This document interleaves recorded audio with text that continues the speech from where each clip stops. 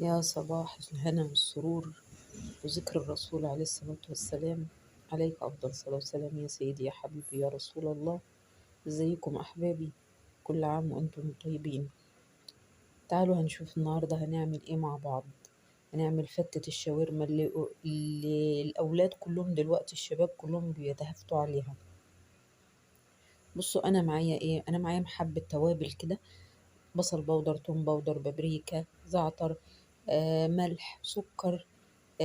حطيت معلقتين زبادي كبار، حطيت ليمونة كبيرة، وهحط معلقتين خل، وهضرب كل التوابل دي مع بعض، كل الخليط ده مع بعض. معايا حوالي نص كيلو صدور فراخ، قطعتها شرايح طويلة طبعا ونقعتها في دقيق وخل، وشطفتها كويس وصفيتها في المصفى لغاية ما نشفت تماما. بصوا أنا بوريها لكم أهي في إيديا، مفيهاش ولا نقطة مية، بس أنا بحطها في قلب الخليط اللي أنا عملته ده.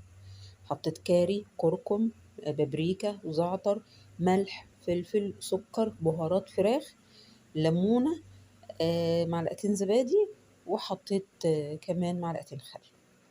بس كده أنا بقلبها في كل الخليط ده، بغطيها وادخلها التلاجة على بيات. بتبقى جميلة جدا لما تعمليها قبلها بيوم. طبعا لما صحيت من النوم أول حاجة ببدأ فيها التومية السريعة. التومية السريعة دي عبارة عن إنها كوباية مية أنا بجيبها وبحط عليها معلقتين نشا كبار، بدوبهم كده الأول على البارد، وبعد كده أرفعهم على النار لغاية ما يديني القوام المطلوب، يشكل في إيدي كده. أبص ألاقي القوام مظبوط معايا، خلاص أركنها تبرد. اهي تبص بوريها لكم بدأت تتخن معايا اهي. أركنها تبرد شوية، وبعد ما أعمل الفراخ مثلا وأبدأ في الرز أبتدي في التومية. بس هي كده خلصت. طالما بتبتدي تعمل بقليل كده من النص، خلاص النشا كده استوت يا جماعة. خلاص أركنها على جنب. جبت الطاسة بتاعتي الكبيرة، حطيتها على النار وسبتها تسخن شوية، بدأت حطيت فيها حوالي زي 3 معالق زيت كبار. طبعا لازم يكونوا سخنين جدا والطاسة سخنة والنار عالية، عشان الفراخ بتاعتي ديت بخلطتها ما تبكش المية اللي فيها ولا تجيب المية اللي فيها. معايا بقى 4 ترغيفة شامي، أنا بعمل كله في وقت واحد. بشغل العيون البوتاجاز وإيديا في كله، بقطع العيش الشامي ده مربعات. بحط عليه إيه بقى؟ بحط حبة ملح، بحط حبة كمون، وبحط توم باودر، ومعلقتين زيت كده، واروح مدخلهم تحت الشوايه. وادي الشاورما اهي بتتعمل عاديه جدا زي اللي بنعملها وبنعبيها في السندوتشات عاديه جدا.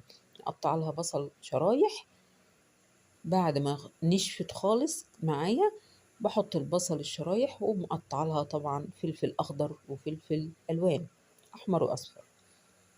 بس زي الشاورما العاديه، ما بزودش فيها اي حاجه.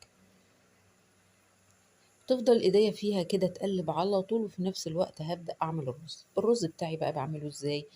بجيب معلقتين زبدة حلوين كده عليهم حبة زيت، بحط معلقة سكر الأول في قلبهم، هيديله كرملة خفيفة، يعني مش هسيبه يكرمل للآخر. بحط ايه بقى؟ بحط بهارات فراخ، بحط كاري، بحط كركم، بحط عود قرفة، عندي ورق لورا بحط، و وانزل عليهم بالرز. بمجرد التوابل ريحتها تطلع انزل بالرز على طول. ايديا بقى في الرز على طول لغايه ما يتشمع. يتشمع يعني ايه؟ يعني الرز يبقى متغلف كده بالزيت والسمنه. انا حطيت ايه دلوقتي بقى؟ حطيت نص معلقه توم مهروس، هتخلي لك الرز ده طعم تاني خالص. حطيت ملح وفلفل. جيت للتوميه بقى بتاعتي، هضربها بالهاند بلندر كده سريع على طول او في الخلاط.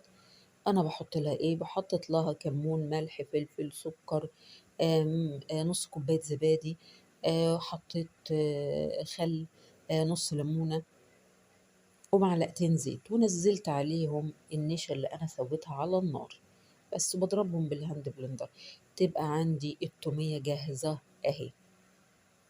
هي طبعا لما بتتركن شويه بتتخن. انا كنت غليت الميه للرز، وبدأت أحط المية السخنة عليه خلاص، وأعلق عليه هيبقى استوى. أبقى أنا خلصت كده الشاورما، خلصت العيش، خلصت الرز، كله خلص مع بعضه.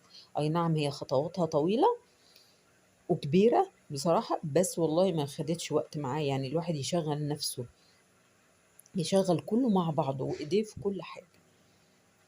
جيت بقى ساعة التصوير دلوقتي، كنت بقول لابني اظبط لي الكاميرا كويس، فقعد يقول لي لا الكاميرا مش جايبة كله. قعدنا نتكلم، المهم ايه، شلت صينية العيش في ايديا اهوت. العيش ده لوحده حكاية يا جماعة، والله طعمه تحفة تحفة تحفة، عايز يتاكل لوحده بسبب توم البودر والكمون والملح. رائع لوحده. ابتدي بقى، حطيت حبة عيش كده في قلب كل طبق، وببتدي اغرف الرز ده. ريحته وهو بيستوي جاب ولادي من اوضهم، على قولتهم ايه الروايح دي؟ قلت لهم دي ريحة الرز اللي بيتعمل. التوم مع السكر مع البهارات مع عود القرفة مع الكلام ده كله، مش قادرة اوصف لكم ريحة الرز. والله جربوه بالطريقة دي هتلاقوا يعني طعم، هو عايز يتاكل لوحده، مش عايز فوقه اي حاجة. اهو قسمتهم على الثلاث اطباق دول، وهبتدي بقى ايه احط الشاورما بتاعتي. كل طبق هعمل له شكل. انا بحب ارص الاطباق، لان زي ما بيقولوا مثلا العين بتاكل قبل الفم. الطبق لما بيبقى شكله جميل ومتزوق حلو، يعني يخلي الواحد يقبل عليه. مهما كان الاكل، مش ضروري لا لحمه ولا فراخ، اي طبق بيتعمل تيجي تقدميه بمنظر حلو. مثلا اول طبق انا حطيت الشاورما في النص، تاني طبق حطيت في الجناب وسبته في النص فاضي، تالت طبق حطيته في جوانب ورسمتها زي دايرة كده وسبته نص برضو الطبق فاضي. بس هبتدي أوزع العيش كده على الجناب كده بتاعت الطبق، وابتدي أحط التومية بتاعتي. أبقى أنا خلصتها على كده خلاص. خلصت فتة الشاورما اللي هم بيعشقوها وبيحبوها. بس بصراحة مفيش زي فتتنا المصري خالص، لا يعلى عليها بكل بهارزها ودسمها وجمالها وشوربتها وكل حاجة. بس دي بصراحة أنا دقتها، أنا مش ميالة أوي للحاجات الجديدة أوي يعني، بس أنا بصراحة دقتها عجبتني. شهية بتفتح النفس وحنطة.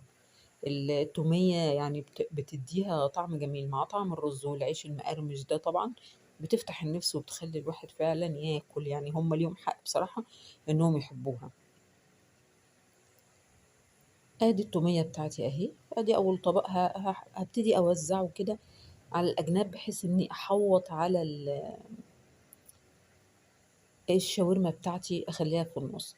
الطبق التاني هحطه في النص كده بالطول، يعني هو شكل بس، انما الطعم كله واحد وكلها شاورما، يعني فتة شاورما، مفيش تغيير يعني، بس هو منظر لا اكثر ولا اقل.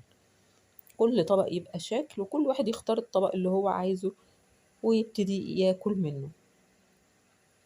بس كده انا خلصت الشاورما كده وغرفتها خلاص، وفاض معايا عيش كمان. العيش ده انا خدته، انا اللي قعدت اكل منه بصراحه، لانه طعمه جميل. بصوا منظر الاطباق شهيه ازاي. بس ابني اداني الهوت صوص بتاعه اللي بيحب الحاجه الحراقه.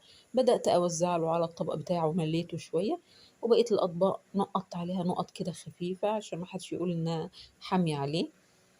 بس وادي شكلها النهائي. ايه رأيكم فيها بقى؟ يا رب يكون الفيديو عجبكم ونال اعجابكم. اللي يعجبه الفيديو بقى يحط لي لايك جميل، ما يستخسروش فيا، والكومنتات بتاعتكم بتسعدني.